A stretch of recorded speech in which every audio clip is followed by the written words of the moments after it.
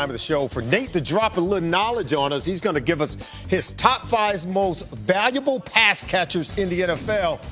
And let's start with number 5, Nate. Number 5, in my opinion, the single most underrated wide receiver in the game, Doug Baldwin.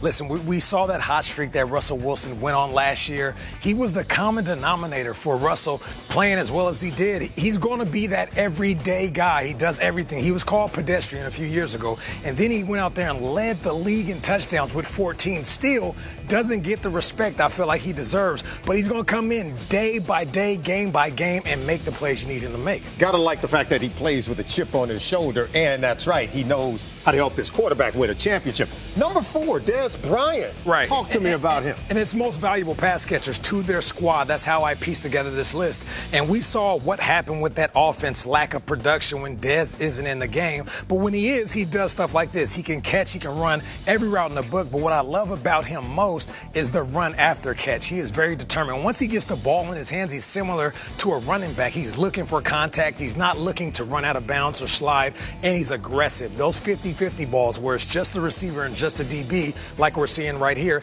Dez is willing to go up and get it over every single defender. I'm surprised he's not higher on the list because this guy can catch the ball in a phone booth even when the defense knows it's coming. Right. Talk to me about number 3. Well, listen, Julio could be higher on this list. You know, without Julio in Atlanta, there is no production on that offense. I feel like he is one of the most valuable wide receivers in our game today. He first came in this league. We knew that he had size and he had power, he had speed, but he's kind of developed into all-around receiver right here. We're seeing him in the slot, we see him on the outside, and obviously similar to Calvin Johnson, when he gets the ball in his hands, it's just so hard to take him down. So for me, I love watching Julio because you're going to see him all over the field and making all types of catches. He doesn't get enough credit for his football IQ. He can read coverage, sight adjust at the line of scrimmage. I think underrated skill for wide receivers. Okay, this guy's not a wide receiver. Well, listen.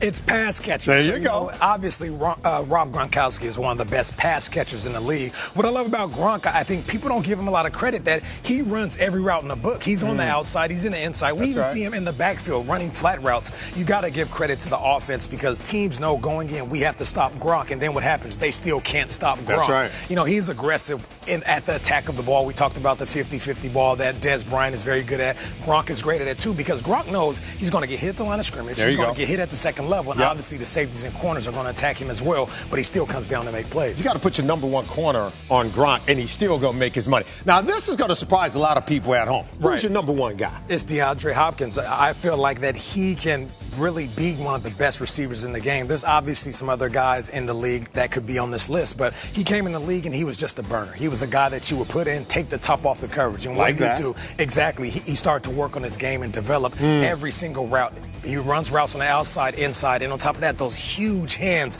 They say he's the biggest hands out of receivers, and he makes every catch in the book. Now, no Antonio Brown. Right. I'm upset because no A.J. Green. Yeah. And no Odell Beckham Jr. See, your phone is going to be ringing off the hook. But those are guys that have a little bit of help, you know, because Antonio is my favorite receiver, the number 1 in the game. But he has a little bit of help. And then A.J. Green had Eifert and a couple of the guys, Marvin Jones, Sanu. So for me, these are guys that kind of stand alone, work alone.